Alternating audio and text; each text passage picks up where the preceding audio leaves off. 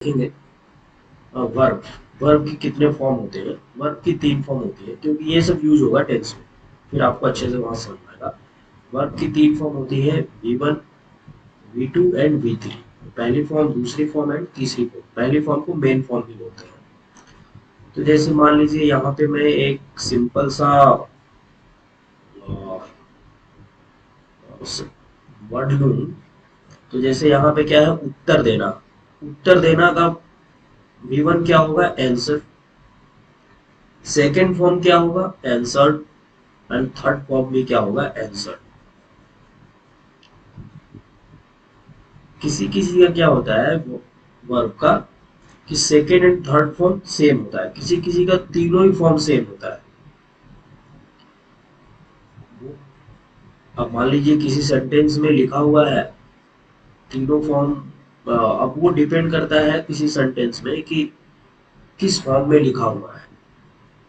जब सेंटेंस पढ़ने से पता लग जाता है किस टेंस में लिखा हुआ है, तो वो आगे चल के मैं आपको बताऊंगा। जैसे यहाँ पे आप देखिए, कुछ एक वर्ड में आपको दिखाता हूँ,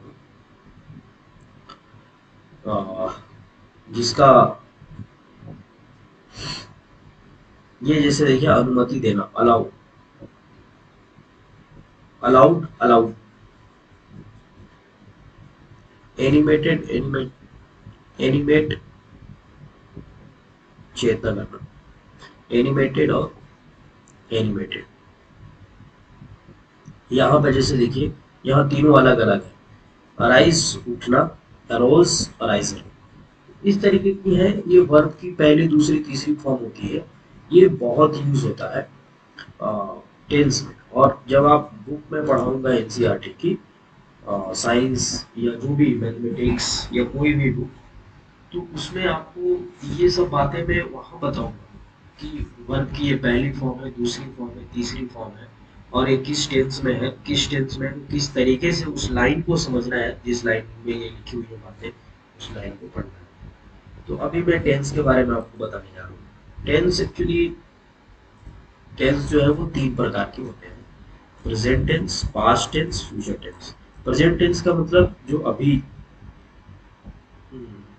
जो अभी हो रहा है, जो अभी होता है, ये सब बात। पास्ट टेंस का मतलब जो हो गया, मतलब जो बीत गया बात। जैसे मैंने कल एक वीडियो बनाया था, तो वो पास्ट में हो गया। अभी मैं वीडियो बना रहा हूँ तो ये प्रेजेंट में हो गया। फ्यूचर में कल मैं एक वीडियो बनाने वाला हूँ, या कल मैं एक वीडियो बनाऊंगा आने वाले कल में। मतलब आज 16 है तो 17 को, तो वो हो गया फ्यूचर टेंस। तो अब देखिए टेंस के यहाँ पे अब क्या है कि प्रेजेंट टेंस को बांटा गया है बहुत सारे कैटेगरी में। पास्ट टेंस को भी बांटा गया है बहुत सारे कैटेगरी में, और फ्यूचर टेंस को भी बांटा गया है बहुत सारे कैटेगरी में। पहले हम प्रेजेंट टेंस को देखते हैं। तो प्रेजेंट टेंस को बांटा गया है सिंपल प्रेजेंट में, सिंपल प्रेजेंट में, फिर प्रेजेंट कंटिन्यूअस में, या उसको प्रेजेंट कंटिन्यूअस एंड तीसरा फिर प्रेजेंट परफेक्ट में है, एंड चौथा फिर है प्रेजेंट परफेक्ट कंटिन्यूअस। एक आप समझिए, फिर आपको हर एक चीज अच्छे से समझ में आएगा। तो सिंपल प्रेजेंट की बात करते हैं। सिंपल प्रेजेंट क्या है, it is use to denote scientific facts. जो साइंटिफिक फैक्ट्स जैसे आकाश नीला है, यूनिवर्सल ट्रूथ, धरती घूमती है, work done on daily basis, जो काम डेली बेसिस पे हम लोग करते हैं या किया जाता है, जैसे खाना खाना, मैं खाना खाता हूँ, मैं मुंह धोता हूँ, ये सब डेली बेसिस में स्कूल जाता हूँ। तो ये सिंपल प्रेजेंट में आते हैं। और इसमें V1 की, भाई मैं आपको बताया ना V1, अब इसको कैसे लिखते हैं, सब्जेक्ट। जैसे मैं स्कूल जाता हूँ, तो मैं क्या हो गया, सब्जेक्ट हो गया। यहाँ पे क्या लिखा है, सी राइट्स अ लेटर। वह किताब लिखती है, किताब नहीं, वह एक लेटर लिखती है। तो यहाँ पे सी क्या हो गया, सब्जेक्ट हो गया। अब V1 यहाँ पे देखिए, सबसे इंपॉर्टेंट चीज है ये आपको समझना। अभी मैं आपको बताया यहाँ पे कि क्या होता है। वर्ब की 3 फॉर्म होती है, V1, V2, V3। अब क्या है कि जो ये टेंस है, कहीं पे देखिए V1 यूज हो रहा है। अभी आप आगे चलिए तो देखिए यहाँ पे V3 यूज हो रहा है, वर्ब की तीसरी फॉर्म। फिर V1 यूज हो रहा है। अब यहाँ पे देखिए तो V2 यूज होगा। अभी दिखाता हूँ। देखिए यहाँ पे V2 यूज हो रहा है, V2 यूज हो रहा है, तो ये आप समझ पाइएगा। इसलिए मैं थोड़ा सा टेंस के बारे में बताऊंगा, ज़्यादा डिटेल में नहीं जाऊंगा, कि ताकि जब मैं किताब पढ़ाऊँ, जब मैं बुक पढ़ाऊँ और वहाँ पे मैं बोलूँ कि ये प्रेजेंट में, धीरे धीरे जब आप मेरे साथ किताब पढ़ेंगे, जब एनसीईआरटी बुक पढ़ेंगे, तो आपको सारी आइडिया लग जाएगी कि क्या मैं कहना चाह रहा हूँ अभी। तो जस्ट आप देखते रहिए। तो V1 के साथ एस या ई एस लगता है यदि वो इसमें असर्टिव रूल ये है। नेगेटिव रूल में क्या होता है कि एस या एस नहीं लगाते, यहाँ पे एस एस नहीं लगता है, यहाँ पे एस और एस नहीं लगता है। तो अभी जैसे क्या हो गया कि यहाँ पे सिंपल बात बोली जा रही है कि वह किताब, वह एक लेटर लिखती है, और यहाँ नहीं आ गया, तो अब देखिए नहीं आ गया तो यहाँ पे ओनली वर्ब था, और यहाँ पे क्या हो गया, वर्ब के साथ में डज नॉट आ गया, डज नॉट या डू नॉट भी लिखते हैं यदि यहाँ पे क्या है कि बहुत सारे लोग हैं। यहाँ पे तो एक लड़की है, सी का मतलब लड़की, और ही है तो लड़का। तो एक लड़की है, जैसे हम्म, हम लोग किताब लिखते हैं, हम लोग किताब मतलब चार पांच लोग मिलकर किताब लिख रहे हैं, तो यहाँ पे टच के जगह पे डू लगेगा, ये हट जाएगा, ये यहाँ से हट जाएगा, और वहां पे हो जाएगा हम लोग का मतलब we do not write a किताब, हम लोग एक किताब नहीं लिखते हैं, तो we do not write a book, ये हो जाएगा। बट यहाँ पे क्या है कि वह एक किताब नहीं लिखती है, तो सी डज नॉट। इसी तरह इंट्रोगेटिव में ये डज जो है ये पहले आ जाएगा, और यहाँ पे तो नॉट है, नॉट नहीं है, does she write a letter. बस आप थोड़ा थोड़ा आप बातों को समझिए और मेरे बातों को सुनिए, आगे मैं जब बुक पढ़ाऊंगा तो आपको वहाँ समझ में आएगा कि मैं कहना क्या चाह रहा था। एकदम से आप नहीं सीख पाइएगा, धीरे धीरे बुक मेरे साथ पढ़िएगा तो आपको समझ में आ जाएगी बातें। आप ऐसे केवल टेंस देख करके और आप नहीं पढ़ पाइएगा बुक, लेकिन बुक के साथ में जब वहां पे बताऊंगा कि ये इस टेंस में है और इसका यूज ये है, तो आप पीछे आके वीडियो देख लीजिएगा, वीडियो देख के आपको आइडिया लग जाएगा कि मैं कहना क्या चाह रहा था अभी। अभी आपको नहीं समझ में आएगा, लेकिन ये है कि आपको आइडिया लग जाएगा कि क्या मैं बोलना चाह रहा हूँ। अभी यहाँ पे इंट्रोगेटिव नेगेटिव हो गया। इंट्रोगेटिव का मतलब क्वेश्चन पूछना, और नेगेटिव का मतलब क्वेश्चन भी पूछ रहे हैं और उसमें नहीं भी है, कि जैसे यहाँ पे लिखा है does she not write a letter, क्या वह एक लेटर नहीं लिखती है। तो देखिए अब यहाँ डज फिर सब्जेक्ट आया, सब्जेक्ट का मतलब हुआ सी, उसके बाद नॉट। फिर इसी तरह कंटिन्यूअस में, कंटिन्यूअस का मतलब ये हुआ it is use to express an action taking place at the time of speaking. मतलब अभी जो हो रहा है, जैसे मैं वीडियो अभी बना रहा हूँ, तो ये किस में हो गया, ये कंटिन्यूअस में हो गया। अभी मैं वीडियो बना रहा हूँ, मैं आपको बुक में भी बताऊंगा कि ये किस प्रेजेंट कंटिन्यूअस में लिखा है, प्रेजेंट टेंस में लिखा है, ये सिंपल प्रेजेंट में लिखा है, या प्रेजेंट इसमें लिखा है, प्रेजेंट परफेक्ट में लिखा है, ये मैं बताऊंगा बुक में। बस आप अभी देख लीजिए, ताकि आप नाम से बस अवेयर हो जाइए, नाम से आप फेमिलियर हो जाइए कि प्रेजेंट कंटिन्यूअस का मतलब क्या हुआ।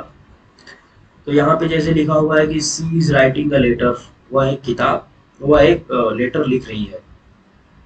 अब यहाँ पे देखिए V1 का ING लग रहा है, तो मैं ज्यादा पढ़ूंगा नहीं। यहाँ पे इज एम आर आई के साथ एम लगता है, मैं कि जैसे यहाँ पे लिखूं, मैं एक लेटर लिख रहा हूँ तो आई एम हो जाएगा, I am writing a letter.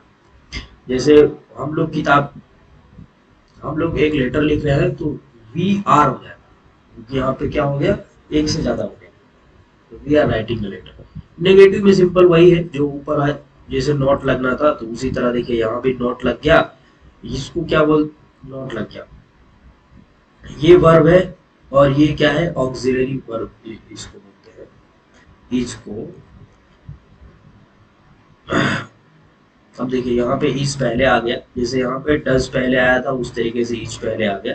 तो इसी तरीके से होता है। प्रेजेंट परफेक्ट में क्या होगा, प्रेजेंट परफेक्ट में भी V3 फॉर्म लगता है, V3, and it is used to show an action that started in the past and has just finished। इसका मतलब ये हुआ कि एक ऐसा काम जो स्टार्ट हुआ था पहले और अभी जस्ट खत्म हुआ, जैसे मैं अपने घर पे अभी बात कर रहा था और वो तुरंत अभी मैंने फोन कट किया, तो ये बात हो गई प्रेजेंट परफेक्ट में। तो यहाँ पे सी हैज रिटेन अ लेटर, वह एक लेटर लिख चुकी है, जस्ट अभी लिख चुकी है। अब नॉट का आ गया तो बस हैज के बाद नॉट लगा देना है आपको। यहाँ पे हैज हैव का यूज होता है, जैसे यहाँ पे इज एम आर का यूज हो रहा था, यहाँ पे किसी चीज का नहीं यूज हो रहा था, ओनली वी वन। यहाँ पे डज नॉट आ गया, इसी तरीके से यहाँ पे एक्स्ट्रा इज एम आर आ गया, यहाँ पे हैज हैव आ जाएगा। हम लोग क्यों हैज हैव कर रहे हैं, क्योंकि पता लगता है कि प्रेजेंट परफेक्ट में लिखी है बातें और उसको पढ़ना है। जैसे यहाँ पे दिया गया he has written a letter, वह एक किताब, वह एक लेटर लिख चुकी है। अब यही चीज देखिए यहाँ पे लिखा है सी राइट अ लेटर, वह एक लेटर लिखती है। और ये देखिए प्रेजेंट कंटिन्यूअस में क्या है, सी इज राइटिंग अ लेटर, वह एक लेटर लिख रही है। तो इस ईज से हम लोग पकड़ते हैं कि वो अभी लिख रही है या लिख चुकी है। चौथे इसके पार्ट में आएंगे, तो प्रेजेंट परफेक्ट कंटिन्यूअस टेंस। तो इसका क्या है, this tense show the action which started in the past and is still continuing। इसका मतलब ये हुआ कि एक ऐसा टेंस, एक ऐसा ये उस चीज को दिखाता है कि जो पास्ट में स्टार्ट हुआ। जैसे मैं वीडियो बनाना स्टार्ट किया और अभी भी मैं बना ही रहा हूँ, अभी भी मैं बना ही रहा हूँ इस चीज को। तो इसमें क्या होता है, हैज हैव बीन का यूज होता है। ये देखिए इतना चीज जब लिखा जाएगा तो मेरे को पता, ये कहीं भी सेंटेंस में हमको लिखा मिलेगा तो समझ जाएंगे। यदि मुझे कहीं भी लिखा मिल गया तो मैं समझ जाऊंगा कि ये प्रेजेंट परफेक्ट कंटिन्यूअस में है और उसको मैं किस तरीके से समझूं। अभी प्रेजेंट में स्टार्ट हुआ और अभी हो रहा है, पास्ट में नहीं। अभी मैं क्या बताया कि प्रेजेंट परफेक्ट में क्या है कि जो बहुत टाइम पहले स्टार्ट हुआ और अभी भी हो रहा है। और ये क्या हुआ, जो अभी कुछ दिन पहले स्टार्ट हुआ है और अभी भी हो रहा है, ये प्रेजेंट कंटिन्यूअस हो गया। ठीक है, और प्रेजेंट परफेक्ट कंटिन्यूअस ये हो गया कि कुछ समय पहले मैं ये काम कह रहा था, उसको कह के फिर बीच में कुछ दिन नहीं कहा, फिर मिल गया मेरे से वो लड़का, तो मैं फिर उससे बोला कि ये जॉब कर, फिर वो नहीं किया, फिर वो 2-4 दिन के बाद फिर मिला तो मैं फिर उससे कहा। तो ये बात हो रही कि आई हैव बीन टेलिंग और Ram to do this job, ये जॉब करो, मैं राम से बोल रहा था। मैं राम से कह रहा, इसमें ये बात हो रही है आई हैव बीन टेलिंग, मैं राम से बोल रहा हूँ, मैं राम से बोल रहा हूँ टू डू दिस जॉब, ये जो करो, यही है। अब नेगेटिव हो गया तो आप समझ रहे हैं कि यहाँ पे हैज है बीन है तो बीन से पहले नॉट लगा के हो जाएगा। और इंट्रोगेटिव हो गया तो हैज है पहले आएगा सब्जेक्ट, फिर बीन, बीन आएगा सब्जेक्ट के बाद, और फिर नॉट आ रहा है तो बीन के पहले नॉट आएगा इंट्रोगेटिव। अब सिमिलरली पास्ट टेंस आप देख लीजिए, tense symbolize the ever moving non-stop wheel of time which is forever busy and the gathering moment of future and throwing them into the dustbin of past। इसको आप छोड़िए, ये ज्यादा tough हो गया सेंटेंस का मीनिंग। हम ये देखते हैं जस्ट, हाँ पास्ट टेंस। पास्ट टेंस में क्या है, पास्ट टेंस को भी उसी तरीके से बांटा गया है, simple past, past continuous, past perfect and the past perfect continuous. अब यहाँ भी उसी तरीके से होगा, बस यहाँ भी क्या चेंज होगा, सिंपल पास्ट कब होता है, सिंपल पास्ट में हम लोग वी टू का यूज करते हैं, और यहाँ पे जैसे क्या होगा, काम जो पहले हो चुका है उसके बारे में बात करेंगे। Simple past use to indicate an action completed in the past, मतलब पहले जो एक्शन, पहले जो काम हो चुका है उसको दिखाने के लिए हम लोग ये सिंपल पास्ट यूज करते हैं। सिंपल पास्ट यूज करने का मतलब ये है कि हम लोग जो लिखते हैं जो सेंटेंस, वो उसमें वी टू लगाएंगे कि वी वन लगाएंगे या क्या लगाएंगे या वी थ्री लगाएंगे, वो दिखाता है। और कौन सा हम लोग ऑक्सिलरी वर्ब लगाएंगे हेल्पिंग वर्ब जिसको कहते हैं, जैसे हैज है यहाँ पे था, यहाँ पे हैज है बीन था, इज ए मार था, उसी तरीके से यहाँ पे क्या लगेगा वो डिपेंड करता है कि कौन सा टेंस है। उस टेंस के हिसाब से हम लोग हेल्पिंग वर्ब और उसका V1 V2 देख करके पता लगाते हैं कि ये किस टेंस में लिखा है और ये क्या कहना चाह रहा है, ये लाइन क्या कहना चाह रहा है। It was often occur with adverb of time, sometime it is used without an adverb of time, ठीक है। यूज फॉर पास्ट हैबिट्स, वही जो पास्ट हैबिट्स है जो पहले हो चुकी है उनके लिए। जैसे I played football when I was a child, जैसे मैं फुटबॉल खेलता था, आई प्लेड फुटबॉल, मैं फुटबॉल खेलता था व्हेन आई वाज चाइल्ड, जब मैं एक बच्चा था। अब यहाँ पे क्या है, प्लेड, प्लेड क्या है, सेकेंड फॉर्म है वर्ब का। प्ले का मतलब खेलना होता है, प्लेड का मतलब सेकेंड फॉर्म होता है, खेलना ही होगा लेकिन वो सेकेंड फॉर्म है। सेकेंड फॉर्म क्यों लगाया, क्योंकि पता चले कि ये कब की बात हुई। प्लेड लगा दिया तो मुझे पता, प्लेड लिख, यहाँ लिखते ही प्ले लिखा होता तो मुझे ये पता चलता कि ये अभी की बात हो रही है, प्रेजेंट की। जैसे प्लेड लिख दिया तो ये हो गया कि वो पहले की बात बोल रहा है। सी रोट ए लेटर, वह एक लेटर लिखती थी। अब यहाँ भी असर V2 लगेगा। V2 केवल क्या लगेगा, असर्टिव लगेगा कि जिसमें नॉट ना हो और जिसमें क्वेश्चन ना पूछा गया हो, उस वाले सेंटेंस में V2 लगेगा। बाकी सब में V1 लगेगा और डिड नॉट का यूज होगा। नेगेटिव सेंटेंस में डिड नॉट का यूज हो गया। सी डिड नॉट, यहाँ पे DID NOT, यदि आप ये हटा दें तो NOT अलग हो जाएगा। Did not write a letter, वह किताब नहीं लिखती थी।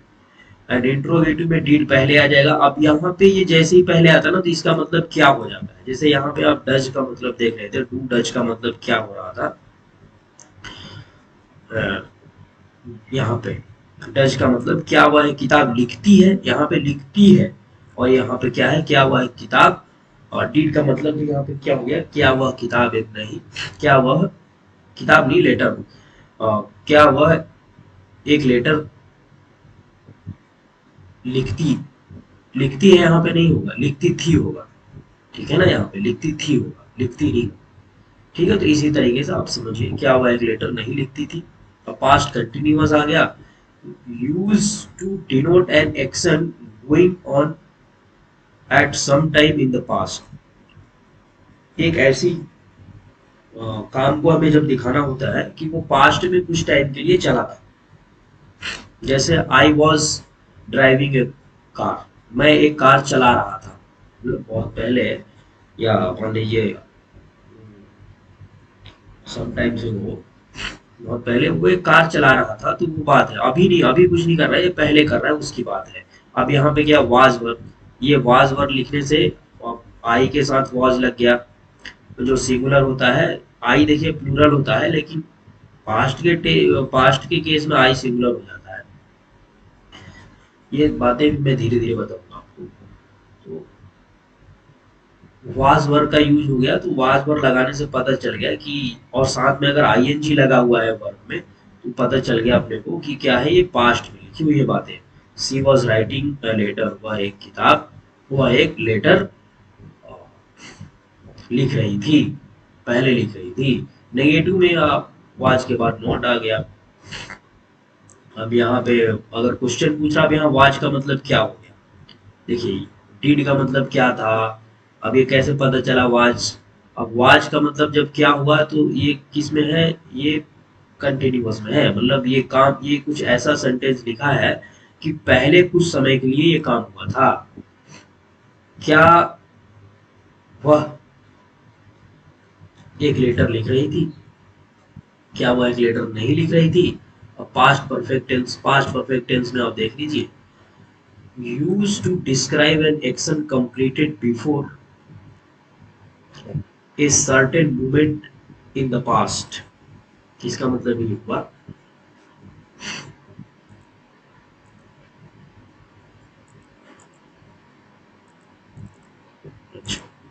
इसका मतलब ये हुआ, use to describe an action completed, एक ऐसा काम जो कंप्लीटेड हो गया है before a certain moment in the past, usually a long time ago, if two action happened in the past, the past perfect is used to show the action that took place earlier. अब इस बात को मैं आपको और example के साथ समझाता हूँ। जैसे यहाँ पे क्या है, the patient had died. Patient क्या हो गया, अब यहाँ पे देखिए हेल्पिंग वर्ब क्या हो रहा है, हैड का यूज होगा, H A D and B three use होगा। तो पेशेंट मर चुका था before the doctor came, doctor के आने से पहले। तो यही ये बात वही ये बात लिखी हुई है यहीं पे। ये जो लिखी हुई, if two action happened in past, यदि कोई ऐसा काम है जो पहले घट चुकी है, तो past perfect is used to show the action that took place earlier. Past perfect tense का हम लोग तब यूज करेंगे, मतलब हैड का और वी थ्री का तब यूज, जो पहले हुआ है काम उसके लिए यूज करेंगे। जैसे पहले यहाँ पे काम क्या हुआ कि ये पेशेंट मर चुका है, देन डॉक्टर आया। तो पहले क्या हुआ, मरने का काम हुआ, तो इसलिए यहाँ पे हैड का यूज हुआ है। ठीक है, अब ये बात आपको समझ में आ रही होगी कि use to describe an action complete before a certain moment in the past. मतलब ये वैसे वैसे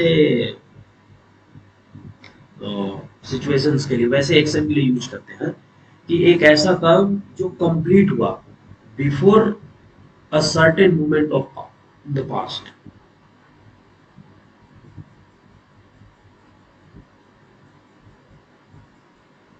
जैसे यहाँ पे एग्जांपल है कि डॉक्टर के आने से जस्ट पहले पेशेंट मर गया। तो वैसे एक काम, इसमें दो काम हो रहे हैं और दोनों काम क्या हो रहे हैं, पहले हो रहे हैं, पास्ट में हो रहे हैं। उस तरीके का भी यूज करते हैं, और उस तरीके का भी सेंटेंस बना सकते हैं, और सिंगल भी बना सकते हैं कि जिसमें पहले काम हुआ है। जैसे she had written a letter, वह एक किताब लिख चुकी है, मतलब पहले काम हो चुका है वो। नेगेटिव में ये, अब नॉट यहाँ आ गया हेड के बाद, she had not written a letter, वह एक लेटर नहीं लिख, अब मैं कहीं किताब बोल दे रहा हूँ, बुक, तो एक्चुअली मेरे माइंड में चल रहा है बुक, तो इसलिए आप बुक ना समझिए, लेटर ही समझिए उसको। She had not written a letter, वह एक किताब, uh, वह एक लेटर नहीं लिखी थी। ये यहाँ पे हो गया, मतलब इंट्रोगेटिव में हैड पहले आ गया, और यहाँ पे हैड नॉट। अगर यहाँ पे इंट्रोगेटिव का मतलब क्वेश्चन मार्क, क्वेश्चन पूछना, और इंट्रोगेटिव नेगेटिव का मतलब यहाँ पे आप समझ ही रहे हैं कि नॉट यहाँ पे आ जाएगा, यहाँ पे क्वेश्चन भी पूछा जा रहा है और नहीं भी है। तो past perfect continuous tense used to denote an action that began before a certain point in the past and continued up to some time in the past। अब यहाँ पे क्या होता है कि यहाँ पे दो काम होंगे भाई साहब। यहाँ पे इस लाइन में क्या हो रहा है कि एक ऐसा दो काम जो क्या है कि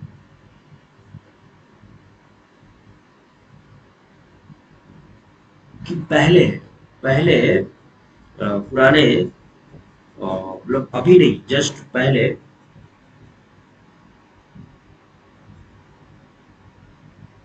पहले क्या है कि एक काम स्टार्ट हुआ।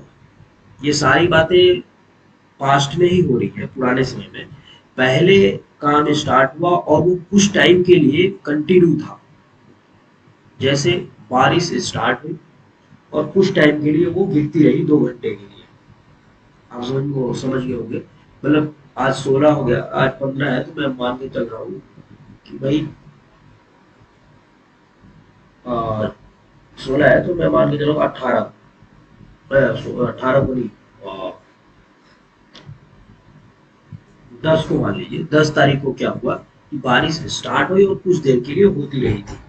तो उस तरीके का सेंटेंस में यूज करेंगे। जैसे I had been learning English, मैं इंग्लिश सीख रहा था, इन दिस स्कूल, स्कूल में, फॉर 20 डेज, 20 दिन से। आप समझ रहे हैं ना, यहाँ पे वो इंग्लिश सीखना स्टार्ट किया और कंटिन्यू कितने दिन के लिए किया, 20 दिन के लिए, कंटिन्यू 20 दिन तक सीखता रहा। ये बात है, ये भूली जा रही है। She had been writing a letter, यहाँ पे क्या हो गया कि वह एक किताब, क्या वह एक लेटर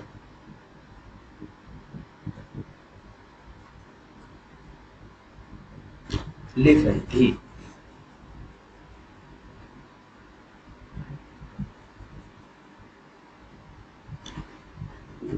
यहाँ पे देखिए V1 यूज होता है, यहाँ पे V3 यूज हो रहा था, परफेक्ट कंटिन्यूअस में क्या V1 यूज हो रहा है। तो she had been writing a letter, वह एक लेटर लिख रही थी। अब इसी तरीके से अगर नोट का आया,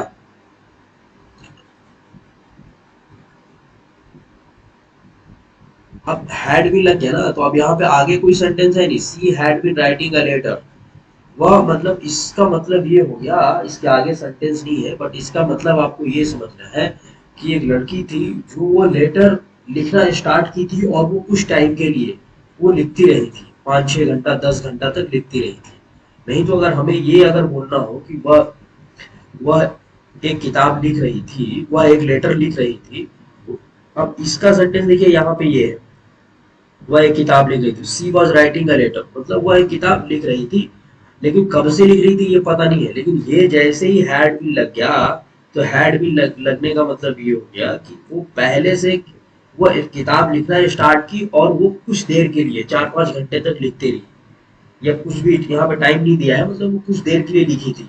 और यहाँ पे ये सेंटेंस लिखने से आइडिया नहीं लगता है कि कितने देर के लिए लिखी थी, लेकिन ये हैड भी लिखने से आइडिया लग जाता है कुछ देर के लिए वो लिखी थी। ये बात है दोनों में फर्क। पास्ट परफेक्ट कंटिन्यूअस टेंस हो गया। अब वही आप समझ रहे हैं, अगर क्वेश्चन मार्क आ गया तो हैड पहले चला जाएगा, और अगर नॉट आ गया तो हैड के बाद नॉट फिर बीन, जैसे प्रेजेंट परफेक्ट में वो देख लीजिएगा। एंड फ्यूचर टेंस ये 3 प्रकार के होते हैं ये भी। फ्यूचर टेंस देखिए 3 प्रकार के, simple future and the future continuous, future perfect and the future perfect continuous. Simple future क्या है, this tense tells us about an action which has not occurred yet।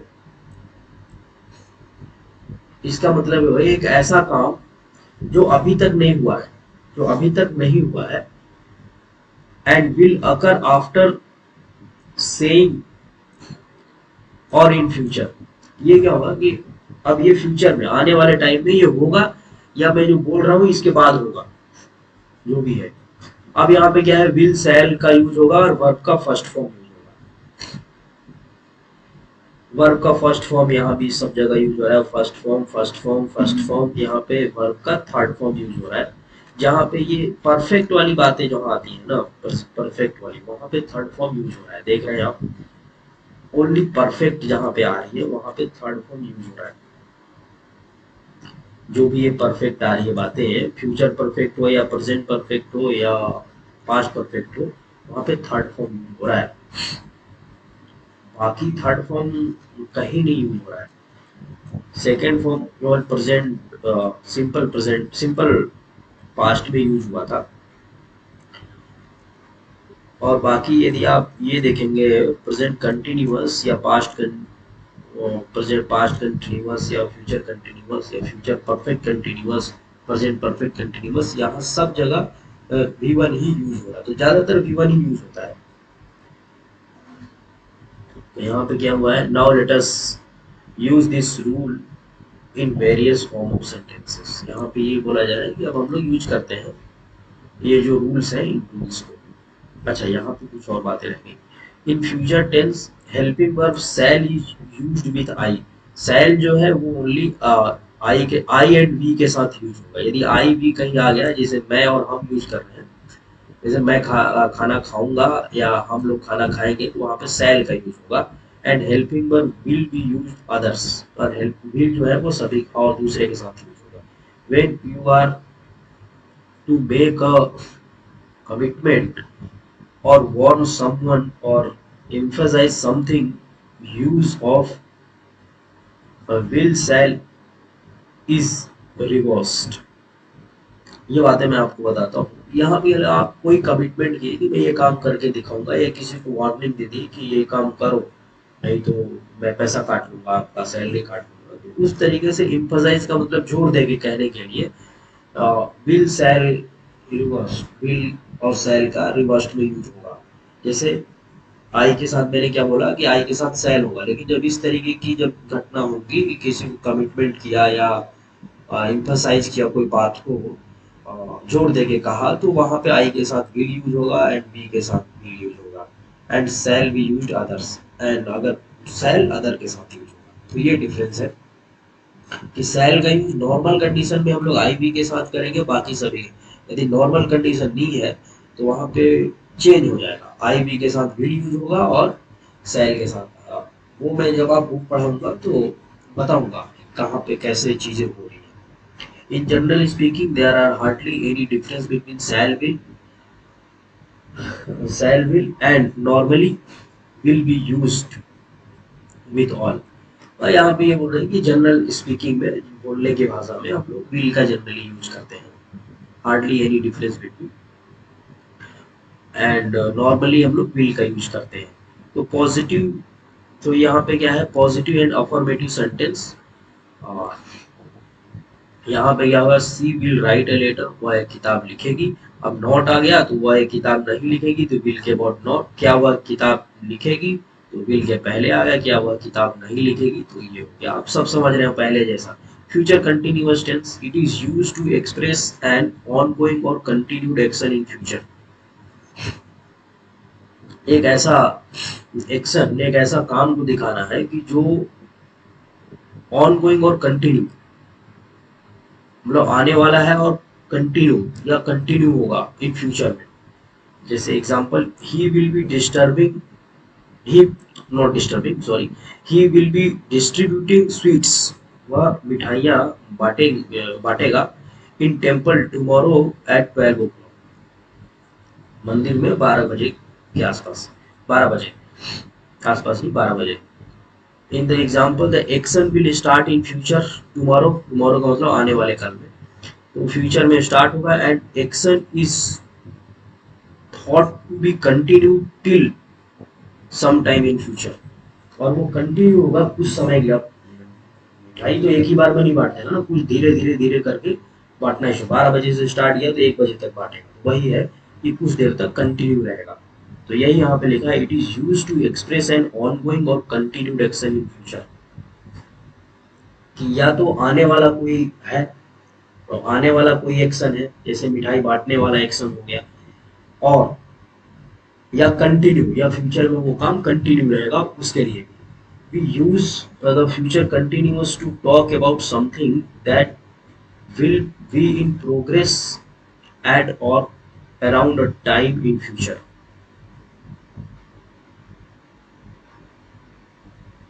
जैसे कोई काम है वो प्रोग्रेस में रहेगा यदि फ्यूचर में, तो उसके लिए हम लोग कंटिन्यूअस यूज करते हैं, और around a time in future, और वो टाइम के साथ यदि फ्यूचर आगे आने वाले समय में टाइम के साथ अगर वो है, तो टाइम के साथ फ्यूचर, टाइम के साथ जैसे जैसे टाइम बढ़ रहा है तो वो काम भी चल रहा है, तो उसी वही बात है, ये जो बात लिखी है। और का मतलब ये होता है कि ये वाली बात या ये वाली बात।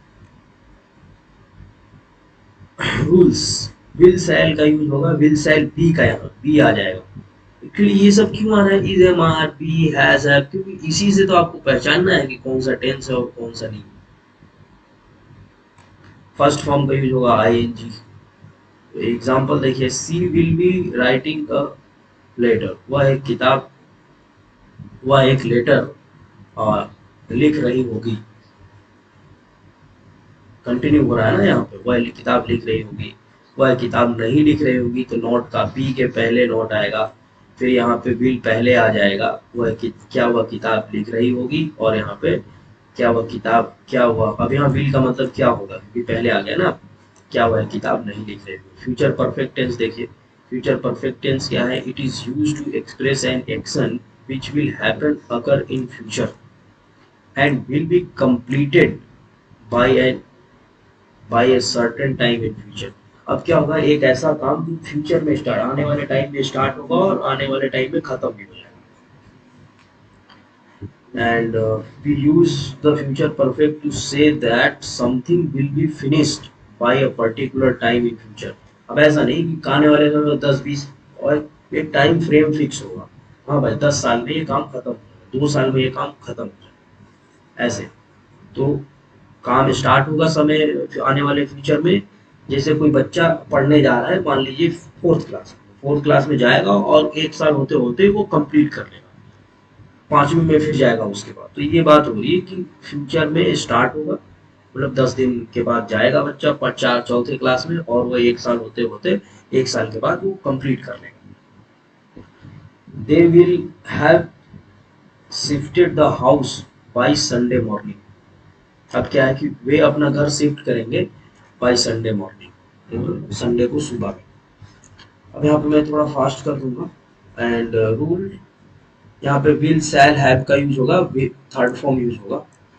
तो यहाँ पे जैसे पॉजिटिव है तो she will have written a letter, वह एक किताब, she will have written a letter, written की थर्ड फॉर्म लग रहा है, वह एक लेटर लिखेगी, वह किताब नहीं लिखेगी। नॉट का मतलब वह किताब लिखेगी, क्या वह future perfect tense, future perfect continuous tense. ये देखते हैं क्या होता है। It is used to talk about action that will be that will commence at a fix time. एक एक्शन जो फिक्स टाइम पे होगा इन फ्यूचर, मतलब 10 बजे तो 10 बजे ही होगा आने वाले, मतलब मंगलवार को मॉर्निंग में तो मंगलवार को मॉर्निंग में ही। And will continue for some time in future, और वो कंटिन्यू रहेगा कुछ टाइम के लिए।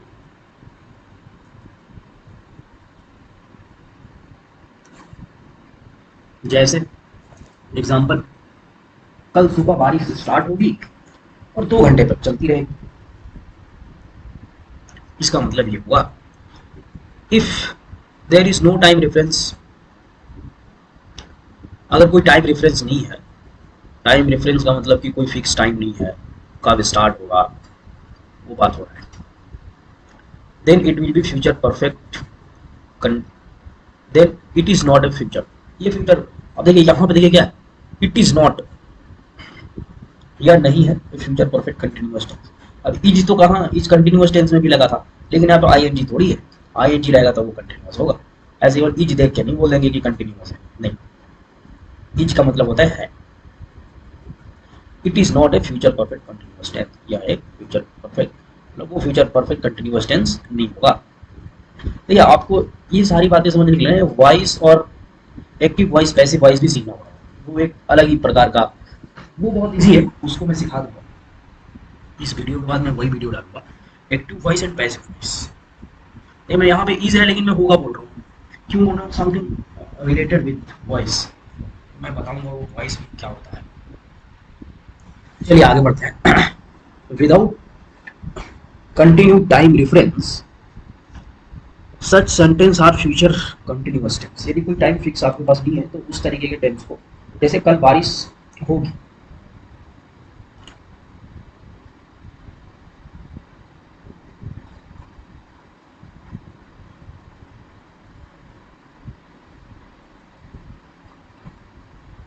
कल बारिश होगी और होती ही रहेगी। तो ये अब यहाँ पे टाइम नहीं बताया मैं कि कितने बजे होगी क्या होगी, तो ये यहाँ पे टाइम रेफरेंस नहीं है।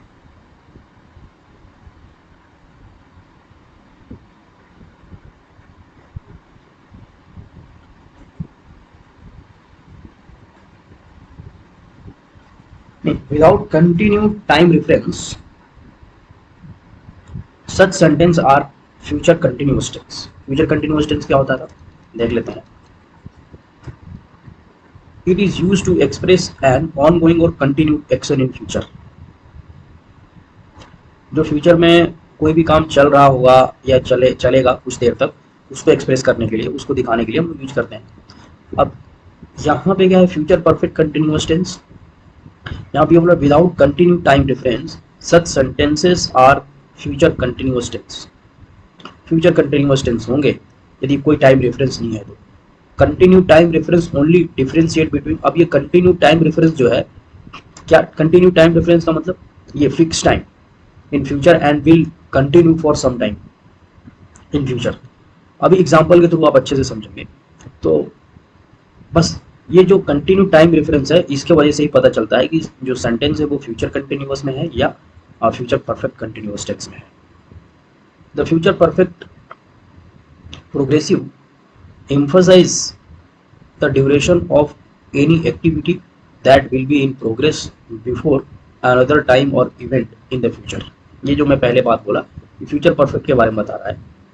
Example, this time tomorrow I will be enjoying the cricket match in the stadium. इस बार कल, दिस टाइम मतलब इस समय, कल आई विल बी इंजॉय, मैं इंजॉय करूंगा cricket match in a stadium. It is also use to talk about planned actions और actions express to happen. They will be, ये क्या है, it is also use to talk about planned action.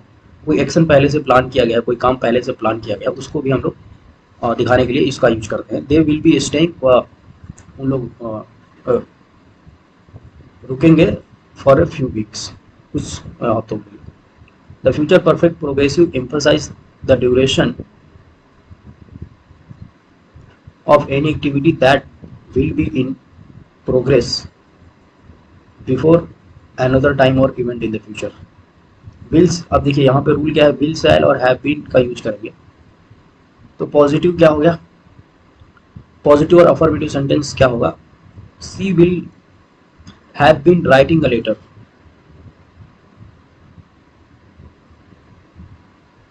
वह एक letter लिख रही होगी।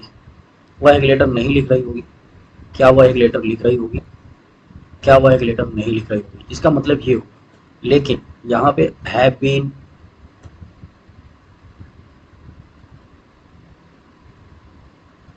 यहाँ पे जब हैव बीन लगा हुआ है तो आप इसका मतलब ये समझें कि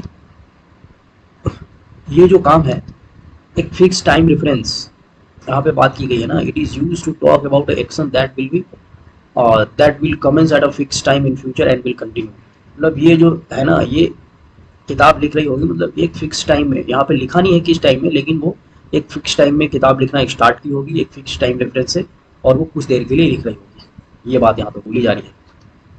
तो ये छोटी छोटी बातें, ज़्यादा मैं डिटेल में यहाँ नहीं बताया, लेकिन फिर भी मैं बहुत कोशिश किया हूँ बताने के लिए। और इन सब बातों को ध्यान में रखें, और मैं जब बुक पढ़ूंगा उस बुक के बीच में मैं सारी बातें कवर करूँगा। एक बार मैं परफेक्ट, आप अगर जिसको डाउट है वो दोबारा इस वीडियो को देखें। और हाँ, कुछ जो बातें छूट गई हों आप गूगल करके भी सर्च करें। ऐसा नहीं कि मैं वीडियो जो बताया इतने में ही सारी टेंस खत्म, नहीं, ये जस्ट मैं एक ग्लैंस दिया आपको कि ऐसे ऐसे चीज़ें होती हैं। ओके, धन्यवाद, टेक केयर, बाय बाय।